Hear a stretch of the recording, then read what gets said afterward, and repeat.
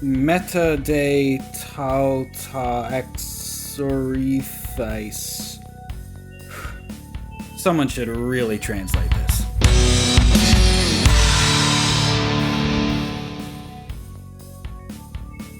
So today we're talking about Bible translations. Now, some people care so little about this topic that they've already stopped watching the video. Some people care so much that they will want to burn me at the stake no matter where I fall on the topic. There's a lot involved in Bible translations. There are ministers, scholars, and reformers whose names you may or may not ever have heard of. There are disagreements about translation methods, and there are disagreements about what manuscripts we should actually be translating from.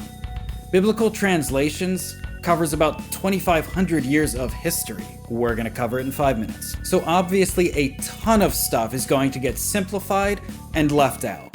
And the biggest thing that I'm going to try to leave out of this is my personal opinion on the topic.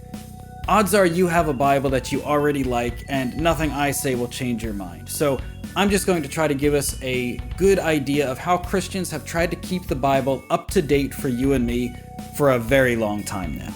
First, know that the original Bible, what we call the Old Testament, was written almost entirely in Hebrew, except for a little bit in Daniel, in Ezra, and one sentence in the book of Jeremiah. But we'll get to that. Since the Old Testament was God's word to his people Israel, it was mostly written in Hebrew. Makes sense. But when the southern nation of Judah went into captivity in Babylon, things started to change. You see, in Babylon they spoke Aramaic, which is a language similar to Hebrew, but still quite different. So during that time in the foreign land, most of the Jewish people started speaking Aramaic as their primary language. During that time, sections of the book of Daniel were actually written in Aramaic. And when Persia came and conquered Babylon and sent the Jewish people back to their homeland so they could rebuild, so many people had been in Babylon for so long that a lot of them only spoke Aramaic at that point. They had lost all functional Hebrew. With the conquest of Alexander the Great, the world started speaking Greek. And according to Jewish legend, the Egyptian king Ptolemy II requested that a copy of the Hebrew scriptures be translated into Greek so that he could have them in the library at Alexandria. Sometime within the 2nd to 3rd century BC, it seems like all of the Hebrew scriptures had been translated into Greek to keep up with the changing language shift. The New Testament was written entirely in Greek before the close of the 1st century. But after that, the language started shifting again. So a church scholar named Jerome, along with some other people, started translating the entire Bible into Latin because that was the primary language that was spoken.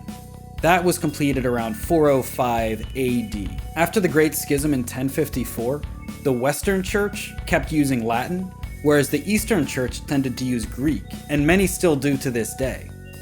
But not much changed after that until the time of the Reformation, when more people began demanding that the Bible be translated into more common languages, since Latin became primarily a religious and academic language. Many different groups of scholars translated the Bible into their own languages, like Luther, Zwingli, and Tyndale. The Geneva Bible was a really popular English translation in the mid-1500s in the Church of England, until it was replaced in 1611 by the King James Bible in the Church of England. We're short on time, but let's talk quickly about modern English translations. How did we get so many? Basically, they come from two different text traditions, especially when we're dealing with the New Testament. Something like the King James or the New King James Version are based on something called the Byzantine or majority text. There are more of these biblical manuscripts than any other kind. Something like the English Standard Version or the New International Version based their New Testaments on something called the Alexandrian text.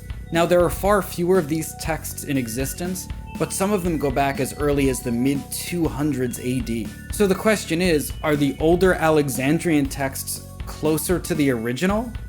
Or are there so many later Byzantine texts because scholars thought they were better and stopped copying out the old Alexandrian texts?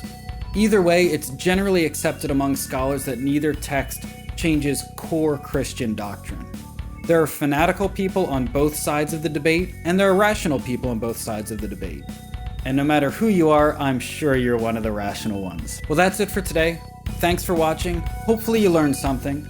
Next week we'll be looking at the Dead Sea Scrolls. So from everyone involved with the Order of Eden, thanks for watching. I hope it was a blessing, and I'll see you in the next one.